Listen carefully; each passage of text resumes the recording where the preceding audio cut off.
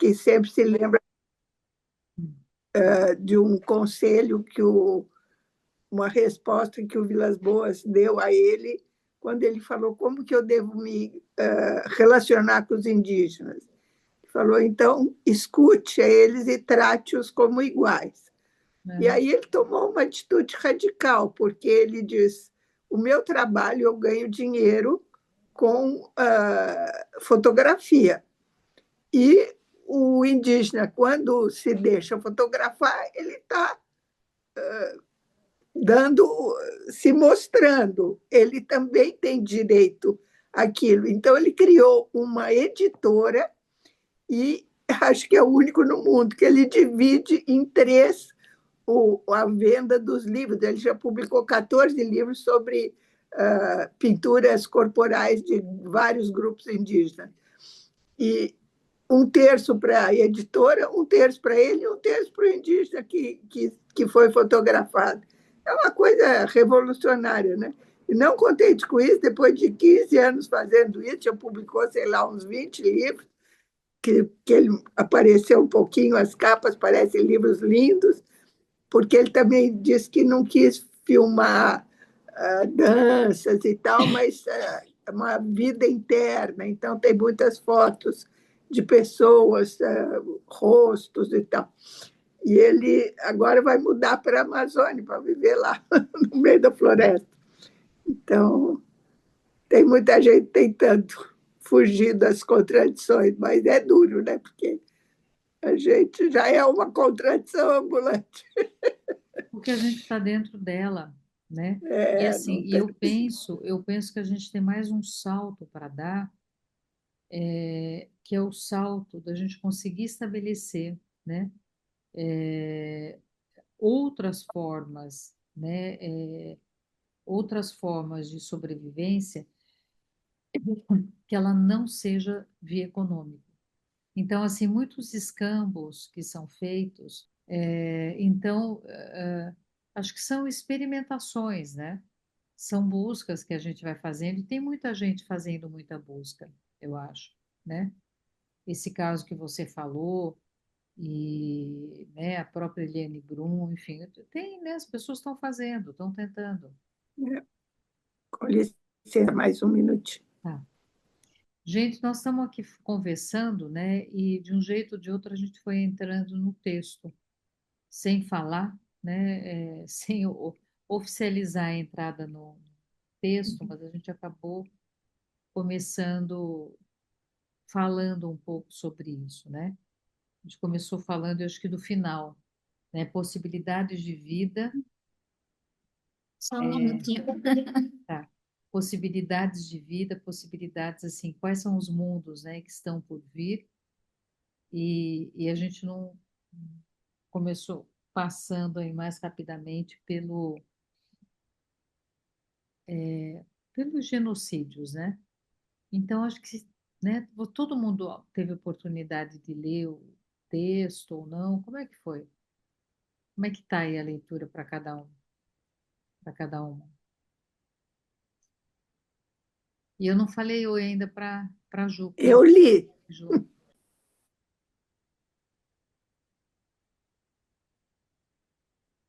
Eu li, gente, mas eu li há tanto tempo que eu não lembro de nada. Eu li quando eu li o texto lá atrás. Essa última parte do livro é uma parte que eu não aprendi muito. Então nem me autorizo a dizer que li, sabe? Olha, eu ia fazer uma Meu Deus. brincadeira aqui com você. Eu ia dizer que ainda bem que você não lembra, porque é tão, é tão triste, né? É tão triste que tudo bem, não lembrar, não tem problema. Mas enfim, mas a gente tem que lembrar, né? Tem que lembrar porque está aí. É, e é a parte dos não indígenas, né? Na verdade, são os textos dos não indígenas, né? Talvez por isso também a sensação de que não aprendeu muito, né? E é essa parte mais dura, né? Da relação aí com os não indígenas, né? Quem mais? Sandra, Meire, Vocês chegaram a ler? Bom, eu li antes, um pouquinho antes do grupo, estava relendo, li um pouquinho. É muito duro, muito sofrido, muito, assim, é desolador.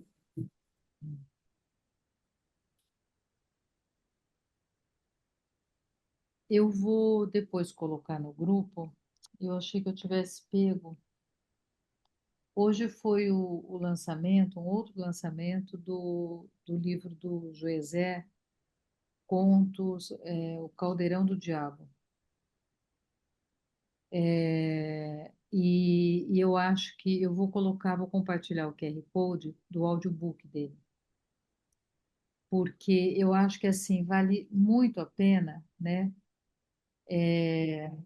Eu acho que, né, a Meire e a Sandra conhecem o Joesé, né?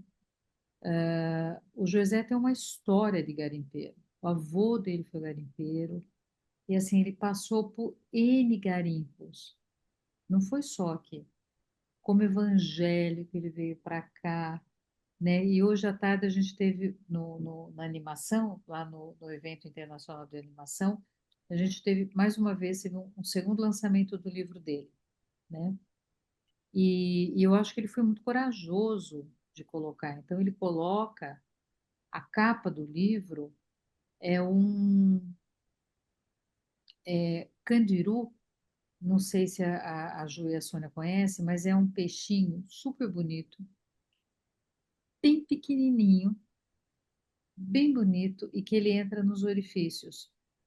E aí a foto da capa do livro é que ele deu uma trabalhada na foto, mas é uma roupa de mergulhador e o resto de uma pessoa depois ser comido por candiru, que é uma das coisas que aconteciam com os mergulhadores, né?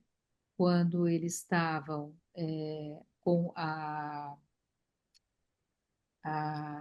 o aspirador, encontrando, pegando ouro, e de repente aquilo era cortado, a mangueira era cortada, porque estava subindo muito ouro, e o mergulhador, pelo perigo do trabalho e pela dificuldade, ele recebia uma porcentagem um pouco maior, eles cortavam a mangueira, não dava tempo, a pessoa ficava sem ar, não dava tempo dela subir, ela tinha embolia pulmonar e ela morria lá embaixo. Então, isso sempre foi uma prática do garimpo, né? E o Joesé é um sobrevivente disso. O Joesé teve muitas funções dentro do garimpo, uma delas ele foi mergulhador. Então, nesse livro, o Joesé traz não só o vocabulário, mas ele narra as histórias, ele narra a miséria. Eu até coloquei isso hoje à tarde lá no encontro. Assim, ele narra a miséria humana, que é assim, que é de uma miserabilidade essas pessoas que foram para o garimpo. Não é o dono da draga, porque o dono da draga, o dono do garimpo, ele não está no garimpo, né? Ele está em outras cidades. Quem está lá são os peões.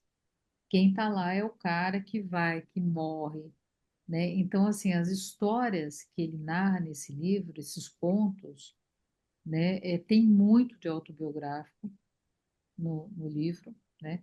Ele mesmo, ele fala que tem muito de autobiográfico e o que não há autobiográfico é inventado, né? Mas o livro é bem bonito, com bastante ilustração, e o audiobook, o livro está gratuito e o audiobook também. Então, mandar o livro vai ser mais difícil, mas eu vou colocar o QR Code para vocês ouvirem, porque eu acho que assim é muito bacana, é muito bonito. Quer dizer, bonito entendam, né? Assim, é muito bonito a gente ouvir essas narrativas, e que é uma, né, quiçá seja uma elaboração dessa vida tão dura, né? Não só, são 10 anos de garimpo. Se eu não estou enganada, é 10 anos só em Rondônia. Então, é uma pessoa que chega sendo chamado de gaúcho e termina sendo chamado de irmão, né? Porque além de ser gaúcho, ele era evangélico na época. Então, ele narra a história que ele tem coragem de narrar, a tentativa também de elaboração desse trecho da vida, é exatamente, né? Eu acho que é a elaboração de tantas outras pessoas que vieram para o garimpo, né? E muita gente que os familiares nunca voltaram, com esse projeto que ele abriu há muitos anos, que ele tem pesquisado, muitas famílias perguntam se tem informações dos seus entes que vieram para cá, que vieram para o garimpo, para tentar e que nunca voltaram e nunca deram notícia, né? Então, eu acho que é um outro lado do garimpo e de forma nenhuma, pelo menos do meu ponto de vista, né?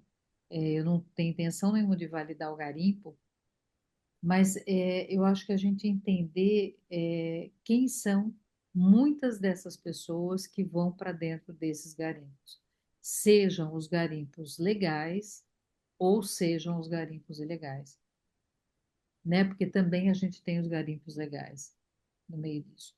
Mas que O que quem seriam garimpos legais, Beth? são as áreas que são determinadas para a garimpagem. Existem áreas que elas são legalizadas, que elas são autorizadas à garimpagem, né? Então existem, né? Mas Existem. dentro da floresta, dentro dos rios, Então aí eu não sei, Sônia, eu não conheço nenhuma área é, legal de garimpo na Amazônia, né? é, Eu não conheço, pode ser que tenha, eu não conheço, eu acho difícil eu ter, né? Porque é se não uma me engano, em algum lugar eu li sobre isso, mas não me é, lembro como que era definido não, aonde existe, estão. É, são espaços que oficialmente eles são liberados para que aí você tem, em tese, né, uma análise de impacto do solo, aquilo é liberado. Quer dizer, por exemplo, a cassiterita, né, muitos metais, como é que chama aquele metal que agora, que a Bolívia tem muito e que é usado para tudo de computação, é um negócio lítio ou é lítio, nióbio? Lítio, acho que é nióbio, nióbio ou lítio, nióbio, talvez. né? Que a Bolívia tem muito, muito, muito, né? Então vem se discutindo, tem se discutido agora, né, com essa eleição na Bolívia, é possível que seja liberado para extração, né? O fato de ser um garimpo legal, seja de nióbio, seja o fato de ser um garimpo legal, não elimina, né, nenhum nenhuma agressão que é feita. A agressão não deixa de ser feita. Ela só não é ilegal. É como, por exemplo, a usina aqui de Santo Antônio. A gente não tem mais peixe no Rio Madeira, né? Tem um ou outro, mas não tem mais peixe no Rio Madeira. Porque não tem a piracema, eles deixaram um espaço entre, tem as turbinas e ficou um espaço para peixe passar. Os peixes subiam o rio na piracema. Só que como é que o peixe vai saber por onde ele tem que subir? Que ele tem que subir pelo canto e que ele não vai subir por qualquer lugar do rio. Então, os peixes não têm. A piracema é a reprodução dos peixes. Então, a gente não tem peixe. O peixe daqui, ou ele é de criador, que é cheio de pitiu, é um peixe ruim de comer, né? De pitiu é outro peixe, é um gosto, é como uma galinha de granja, O né? que é pitiu? Meire, com você. Embora eu seja uma minhoca oficial, eu já me instituí minhoca, mas a Meire é mais minhoca que eu. Então, Meire, o que que é pitiu? Ai, como é que eu vou explicar pitiu, Beth? Ai, pitiu é um cheiro que exala tanto do peixe quanto da galinha, aquele peixe, aquele cheiro enjoado mesmo, que a gente sente quando a galinha ainda não está tratada, quando o peixe ainda não está tratado, né? Acho que é isso. Agora, É, remoso é diferente, né, Beth? é um cheiro assim é um cheiro de um peixe de ração. Explica remoso, Beth. Agora você explica o remoso. Ele é um cheiro de coisa meio rançosa, assim. Remoso é um negócio meio rançoso, com cheiro meio de gordura. Até porque esses peixes, eles são gordos. Eles não são grandes e carnudos, eles são gordos. Ele tem muita gordura, né? E eles cheiram assim, eles cheiram peixe. Aquele cheiro que impregna. Isso é um pitiu. Aquela galinha que impregna que você tem que depois usar todo o limão, todas as cascas de limão, né? Porque quem é daqui sabe. Limão tem duas funções. Uma é você espremer para pôr no peixe, para fazer uma limonada ou uma caipirinha. E aí, a casca do limão, você terminou de comer o peixe, porque peixe você tem que pegar com a mão para comer, né? Aí você tem que limpar a mão na casca do limão para tirar. Depois você lava, claro, para não ficar com a mão manchada. É isso que tira. Então, assim, é isso que limpa uma pia quando você trata um peixe. Mas o peixe de rio, ele não fede, ele cheira. O pitiu é um fedor, né? É um cheiro forte, é um cheiro que cola, assim. Não é natural. É como a gente, se a gente tivesse, sei lá, né, Meire, muito suado, você assim, tá dias sem Fica tomar pitiu. banho, é pitiu. A gente tá cheirando pitiu, né? Então, os peixes daqui, ou eles são de criadouro, que tem isso, né? Ou então eles vêm do Amazonas, eles vêm de Humaitá, né? Então, e assim, e a usina é uma construção oficial, até porque não dá para dizer que não é, porque o negócio é um monstro, né? Ela é uma coisa oficial. Só que ela, enfim, ela tem desdobramentos e consequências, né, de áreas alagadas, de fauna, de flora, de comunidades, né? As comunidades que muita gente que era ribeirinha, a própria morte da Nicinha, que foi uma pescadora, uma mulher, né, à frente do movimento das mulheres pescadoras. A Nicinha foi assassinada porque ela tinha um posicionamento contra a construção das usinas e ela foi assassinada, amarrada em pedra e jogada no rio. E ela foi encontrada, se eu não estou enganada, eu não sei se a Meire e a Sandra lembram, faz tempo eu estou confusa, mas eu acho que 6 meses depois do desaparecimento dela. E ficou um mês, 1 ou 2 meses, não sei, ficou um tempo no IML para eles liberarem. O caixão dela era um caixão desse tamanho, assim, o caixão dela. Menor do que de feto, o caixãozinho dela. Os restos, o que sobrou, que foi comido, né? Foi comido pelos peixes, estava com pedra amarrada. Ninguém sofre um acidente e morre com pedra amarrada no fundo do rio, né? E assim, enfim, então a gente tem situações, movimento, né, que a Nicinha era uma das lideranças, as famílias que viviam na beira do rio, que viviam da pesca, a gente que hoje estão trabalhando com agroecologia, com agrofloresta, elas não conseguem plantar, elas não sabem plantar. É uma desgraça. É uma desgraça. Elas não sabem plantar.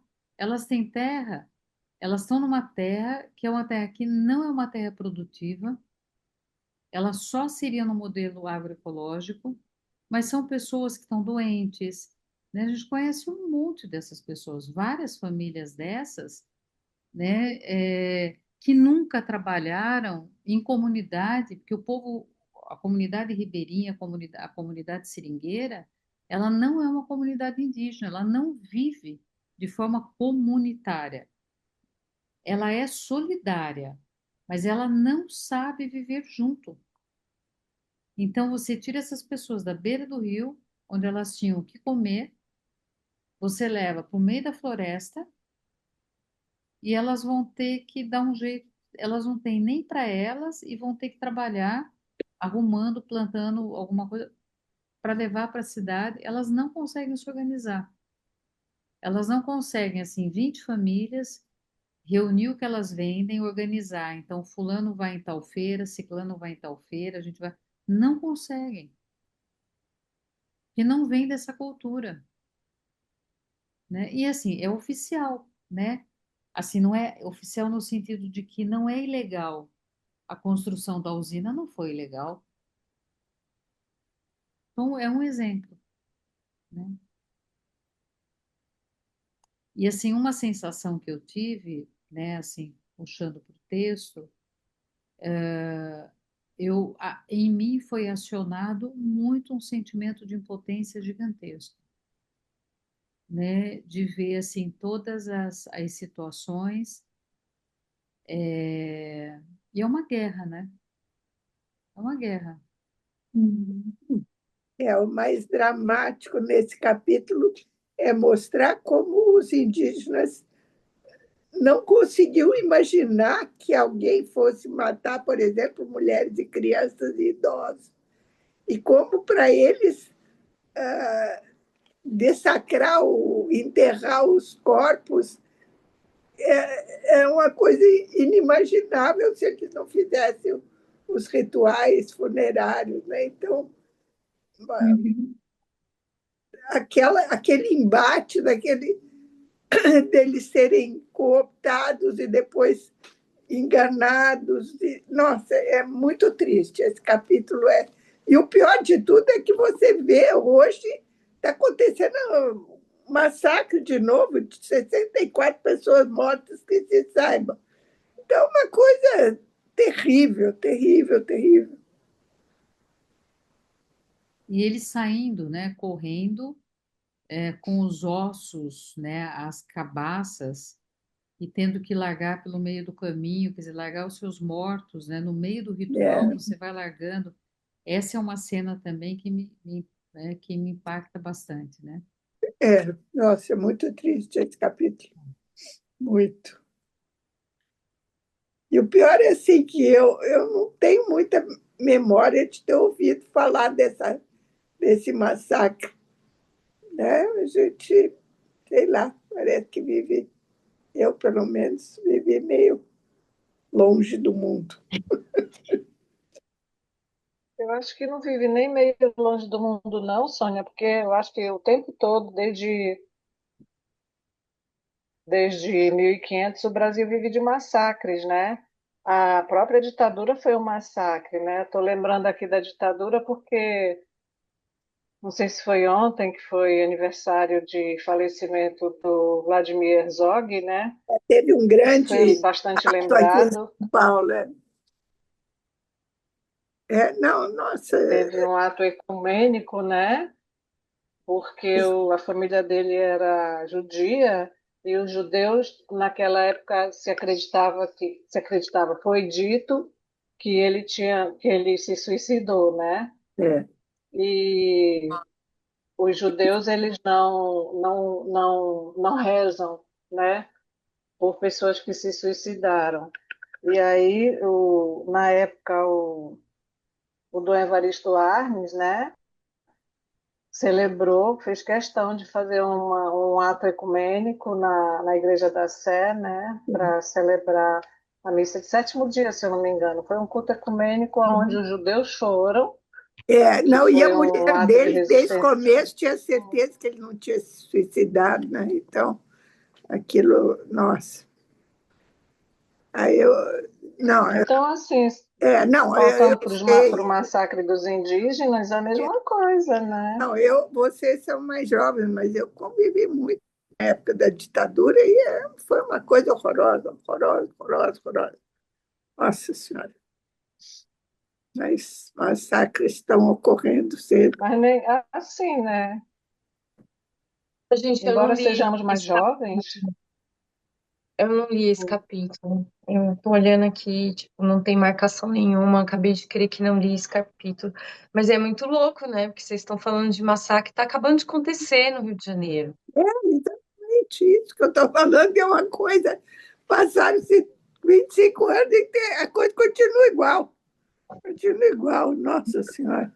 Quando eu fui ver o Nego Bispo falar aí em Fortaleza, ele falou, lembra, eu contei para vocês do Caldeirão, A mim, Como que sim. era mesmo? do, Conta co- de novo, do Ju. o Caldeirão, aquela comunidade, o Nego Bispo, quando fez, eu contei? Contou. Você contou. Não sei se Então,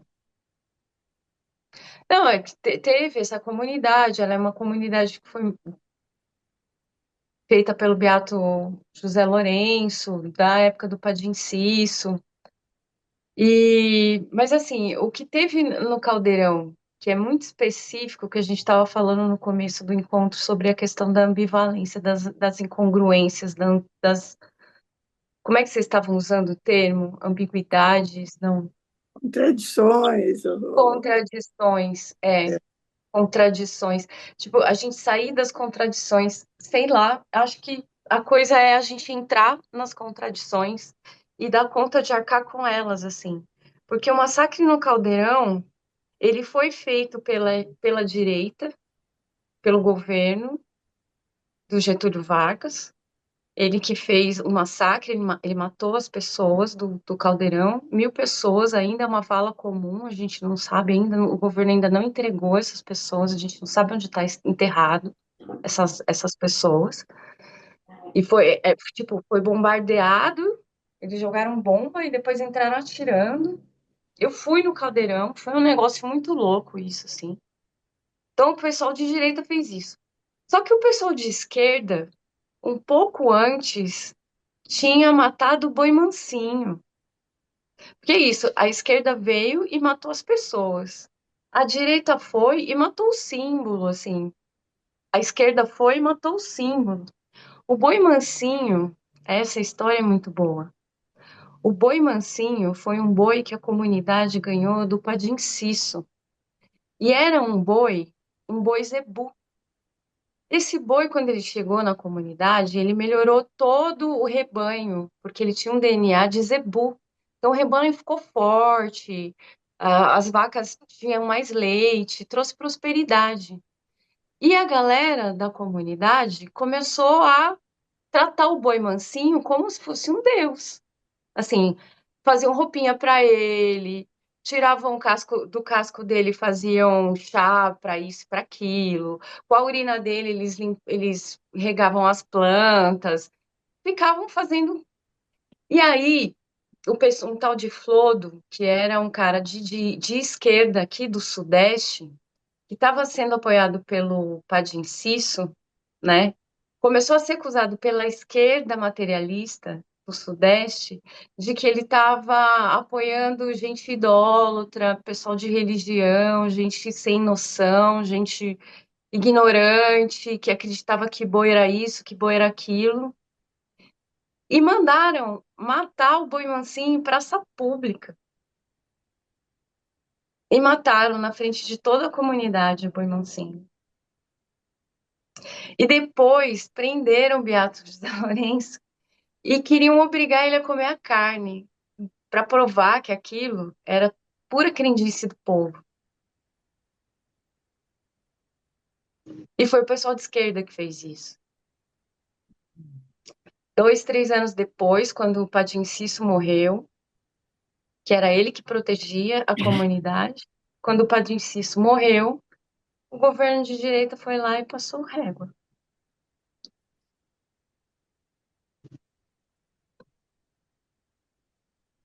Aí, sei lá, né, assim, tipo, esse momento de radicalidade também, que a Beth estava falando, né? Ou a gente inventa alguma coisa diferente dessas polaridades, meu, e fica com a encruzilhada, ou então a gente vai ficar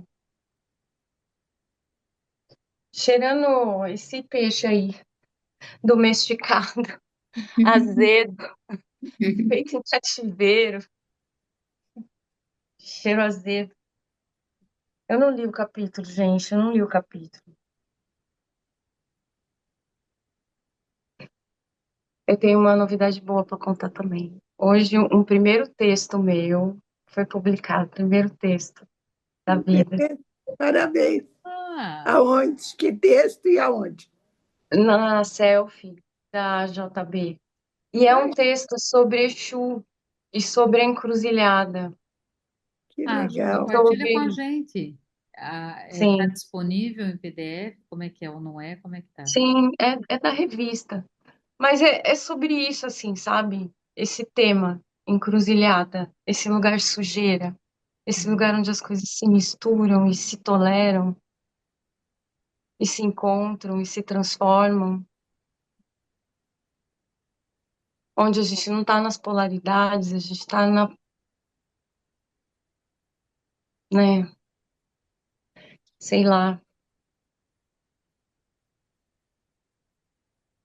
sei lá. Eu vou compartilhar o texto.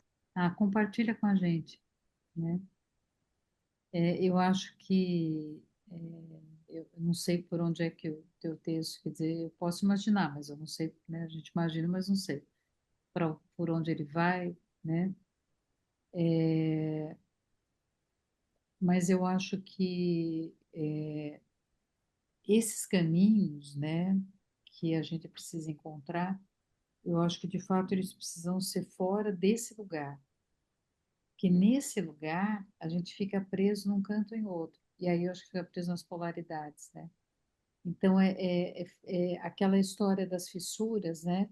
Dos espaços de pequenas e grandes coisas que a gente possa fazer para romper, né? Para criar uma outra lógica, porque é muito sedutor a gente se manter dentro dessa lógica das coisas, né? A Lina Bombardi, quando ela fez oficina, né?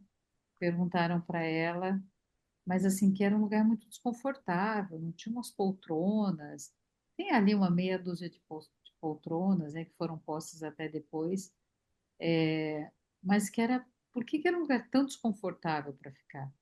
Ela falou, porque o teatro precisa ser o lugar do desconforto, né? Se você estiver muito confortável, você dorme.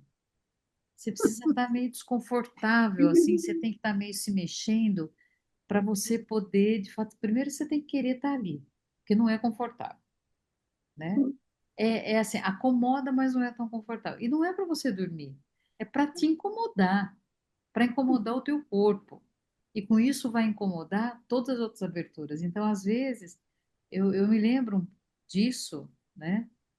Porque de fato a gente tem que estar incomodado, né, com algumas coisas, senão a gente se acomoda, né? Senão a gente vai, né? Tem que, né? O corpo ele tem que pedir alguma coisa. E eu acho que isso movimenta, faz com que a gente se movimente também, né? Sair a zona de conforto é a zona de conforto do corpo também.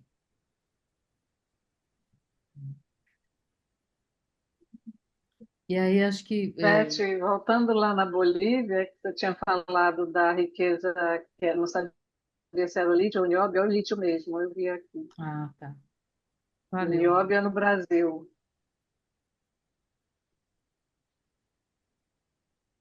Que como diz o nosso amigo Copenau, né?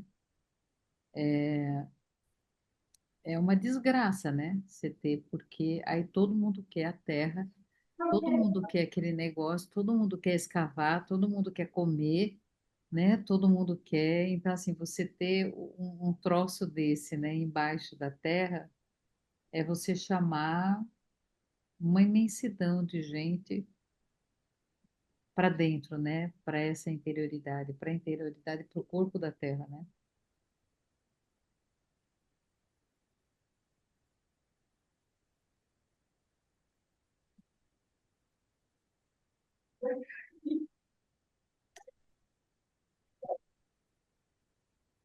Mas quando a gente acha que o livro terminou, ele vem e ele faz assim, né?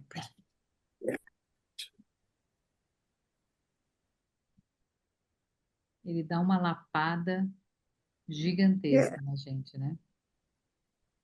é,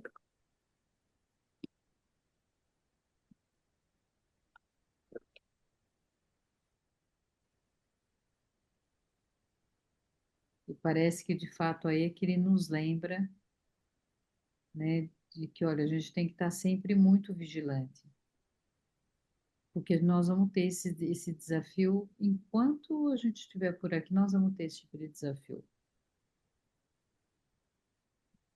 Então, a gente, de fato, vai ter que estar muito vigilante, né?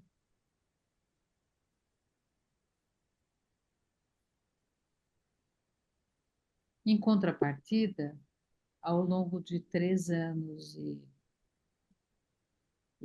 um mês, né, a gente conseguiu fazer uma leitura, entrar no universo. Eu estava pensando quanta coisa que passou aqui pelo grupo, que nós ouvimos, né? Quanta coisa que mudou, os primeiros encontros, né? Que a pronúncia de qualquer termo era um sacrifício, né? Agora a intimidade, né? Chapiri é brother, né? É sister, assim, tá tudo certo, né?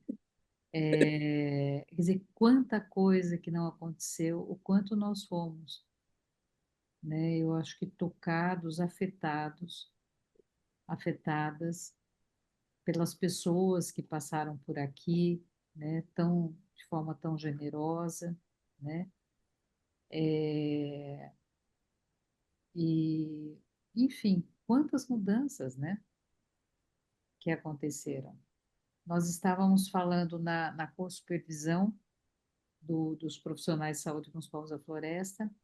E a Ana, que também está aqui no grupo, né, que acho que por alguma razão não pôde entrar, e aí ela dizendo, quer dizer, o movimento dela, ela se mudou para Alter do Chão, né, e comemorou os 50 anos dela de aniversário lá em Alter do Chão, né, começando uma outra etapa de vida, novo ciclo lá, enfim, próximo ali dos Arapiuns, enfim. Quer dizer, quanta coisa, né? Foi um exemplo dela, porque ela contou para todo mundo, né? Tornou público. Mas quantas outras coisas que não foi acontecendo com tantas pessoas aqui do grupo, né? Acho que ninguém que entrou e passou por aqui saiu igual.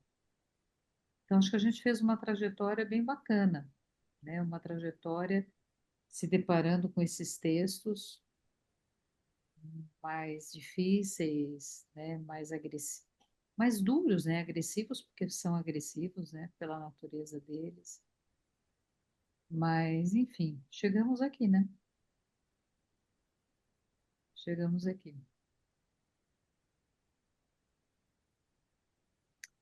E a ideia é que no próximo encontro nosso, a gente fazer um pouquinho aí uma retrospectiva do que a gente viu e aí fazer uma proposta para quem tiver interesse, enfim, do que vem para o ano que vem aí, né? Então, a gente trocar uma ideia rapidinho sobre isso, nada muito longo. E a ideia seria cada pessoa, se puder, quem não puder, não tem problema, mas de trazer alguma oferta para esse último encontro, para a gente fazer um ritual de encerramento, né?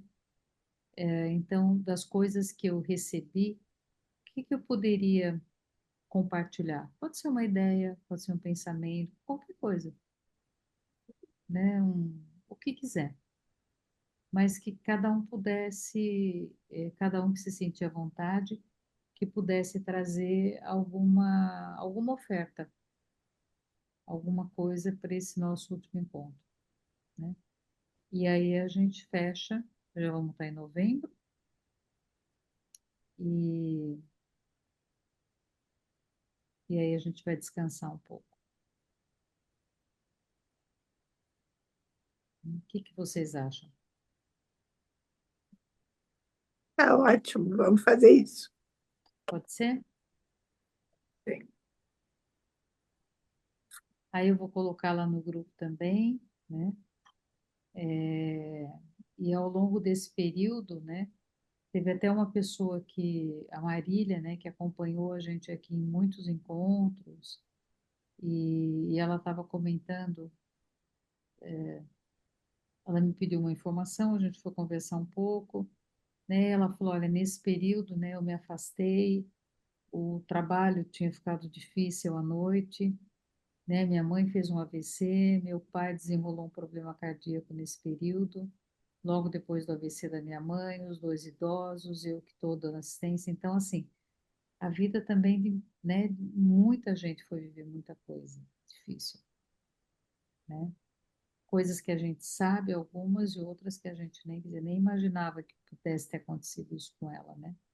Ela falou, por isso que eu me afastei, fiquei, né, deixei de participar. Então, também é um tempo mais longo, não é uma coisa tão curto, né, o desfecho. Eu acho que o grupo, pela fluidez dele, ele quebra um pouco a ideia de coisas objetivas, né? Da gente se encontrar para estudar uma coisa que alguém vai ensinar e que outra pessoa vai aprender. Então, o grupo ele tem um ritmo, né? Tem uma certa lentidão.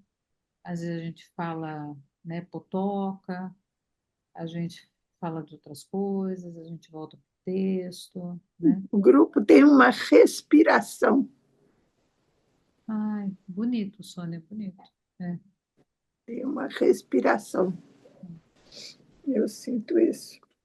Nossa, muito bonita essa imagem. Né? E, e como ele não tem esse tempo, né, a respiração, ele é muito mais de Kairos, né, do que de Cronos, então às vezes também ele é mais difícil, né, de dar conta, porque, né, o tempo não é útil, né? Então a utilidade do tempo desse tipo de grupo, do nosso grupo, não tem muita utilidade assim, né? Então, isso também faz com que mais a gente chegou aqui, né? Terminamos o livro, né? Quer dizer, finalizamos essa etapa, sobrevivemos, né? Sobrevivemos até aqui e muito bem.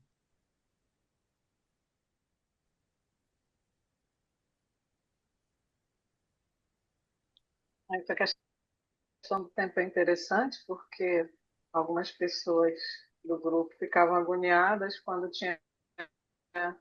era sugerido que lesse o texto, enquanto outras pessoas já tinham lido, e algumas pessoas ficavam agoniadas, as que já leram ficavam agoniadas, né? Essa questão do tempo eu acho muito interessante, porque na época eu fiz uma analogia com o tempo dos indígenas mesmo, né? O tempo que flui, que flui com o que é natural, que flui com o que eles vivem no natural, né? E, e esse natural ficou meio agoniado em certo momento aqui, eu senti, né?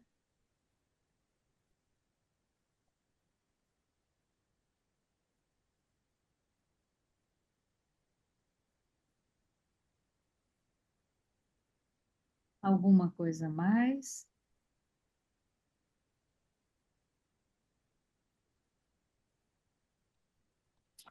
Aliás, falando das encruzilhadas, esse livro é muito bom. Não sei se vocês conhecem. Ela, Pedagogia das Encruzilhadas. Muito bom, Sônia. Muito bom. Do de quem é esse livro? Luiz Rufino, um moço jovem. Eu não sei quantos anos, mas ele é jovem. A Ju está rindo porque ele não é tão jovem. É. Não, eu não sei dele, eu não sei do livro. Mas tem um lugar que chama, tipo, o pessoal chama, né, a Confraria do Compadre. É gente que orbita em torno da figura de Exu, que Hum. ele é o objeto, né? Você entra para a confraria quando você fica ali em torno dele. Aí tem toda uma cultura da encruzilhada.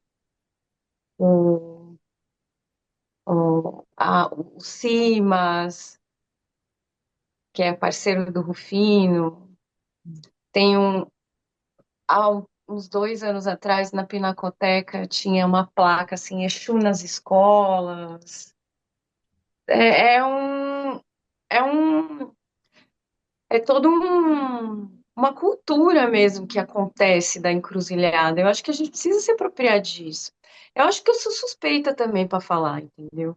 Que, tipo, é, são alguns anos já em torno desse objeto. Eu odeio falar esse nome, mas é assim que a academia chama, né?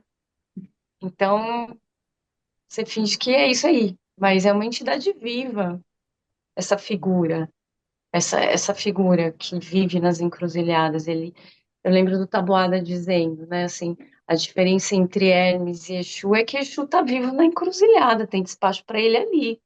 Você não precisa fazer muito esforço, você não tem que ficar é, ir no monte, não sei o quê. Você vai ali na encruzilhada, ele vai aparecer para você.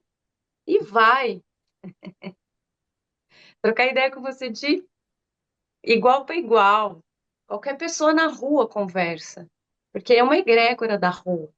A ideia da rua, da horizontalidade, a ideia de viver sem o crachá, né?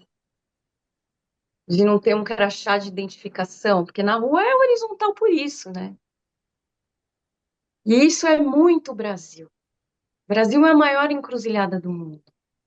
No DNA, nos corpos, nas imagens. O objeto do meu mestrado de 10 anos atrás, esse texto que eu publiquei, que saiu hoje, nem fui eu que publiquei, saiu hoje, está escrito há 10 anos atrás. E é fruto de um mestrado frustrado que eu não entreguei, não entreguei, não entreguei. E a ideia era, da frase do povo brasileiro, do Darcy Ribeiro, uma frase que ele escreve: o povo brasileiro nasceu do cruzamento entre três raças: o negro, o índio e os indígenas, eles não chamavam indígena, né? E os brancos. No cruzamento desses três povos nasceu o povo brasileiro.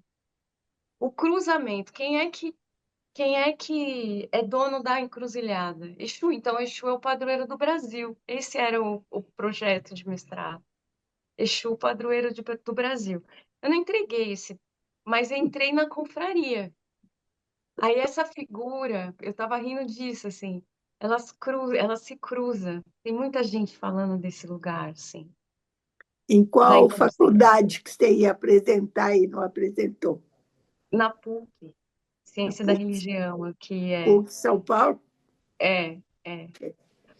O texto que saiu hoje é Exu para quem queer, porque é uma aproximação da teoria queer da Judith Butler com os temas mitológicos de Exu. Então, o pensamento queer e os mitos, os titãs, as lendas de Exu. Essa costura, nesse lugar. Mas a proposta para o pessoal da confraria é fazer bagunça, desorganizar para organizar. Hoje a Por isso, queer. confraria. Oi, desculpa. Oi? Não, o que que você falou? Eu falei em cima, não ouvi. A proposta da confraria é desorganizar para organizar. É a coisa da encruzilhada, tira dos polos, tira das oposições, tira da mão dos brancos, tira da mão dos brancos, sabe? É meio isso. Põe os brancos, não é para mandar os brancos embora, mas tira da mão deles, deixa na encruzilhada, faz a entrega, né? Faz o ebó. Desorganize isso aí, pelo amor. Tem coisas da confraria remota? Como assim, Beth? Tem. Ah, assim, eu sei de publicações de pessoas, assim, publicações de pessoas que estão na confraria, que fazem a confraria. Mas a confraria, ela tem um site? Não, não. Não, porque isso eu nunca tinha visto. Mas se tivesse, é falar, passa aí o endereço, entendeu? Nenhuma não, confraria tem site, né? não Não tem, custa perguntar, né? Que não tem. individualmente as pessoas pipocam coisas, né? É que até essas pessoas que individualmente pipocam coisas, a gente sabe que não tá individual. Aham. Eu fui fazer mestrado porque eu sonhei com o Exu.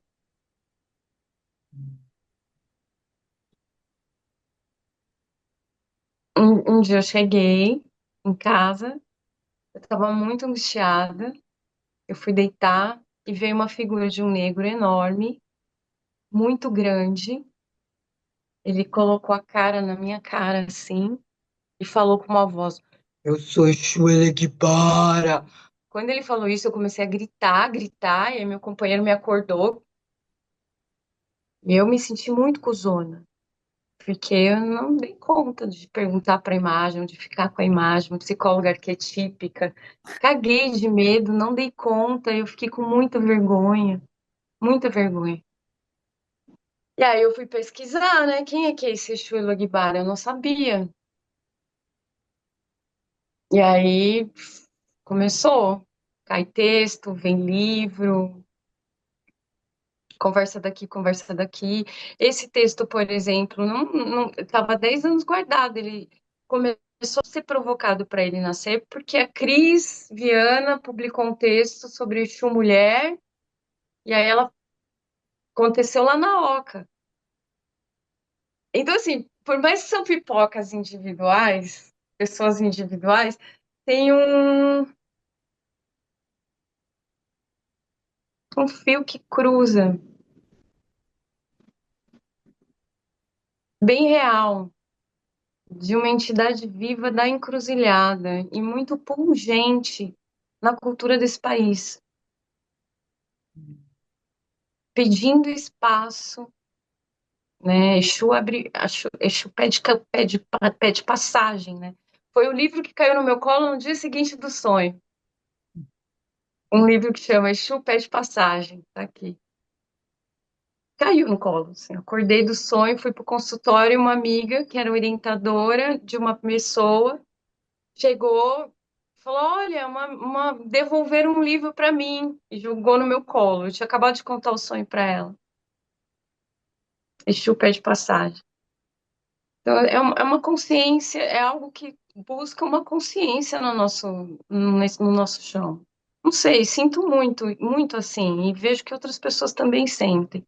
A pedagogia da encruzilhada, né? Exu nas escolas, o Simas, o Criolo, que é Hum, um rapper daqui, que escreveu uma música maravilhosa que chama Fio de Prumo. Uma música que chama Fio de Prumo. Vocês conhecem essa música? sim. É para Exu, é de Exu, né? Exu é conhecido como fio de prumo. Vocês sabem o que é fio de prumo, né? É um negócio que o marceneiro usa para Para arrumar. isso, né? Então é uma entrada na consciência coletiva do povo brasileiro. A rua, o carnaval, a festa da rua, a festa.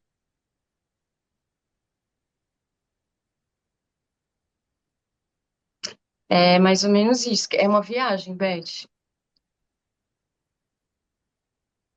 Muitas Compartilhada. viagens, né? Muitas viagens, né? Compartilhada. Não tem site. Mas acho que você já é da confraria, você está com o livro na mesa.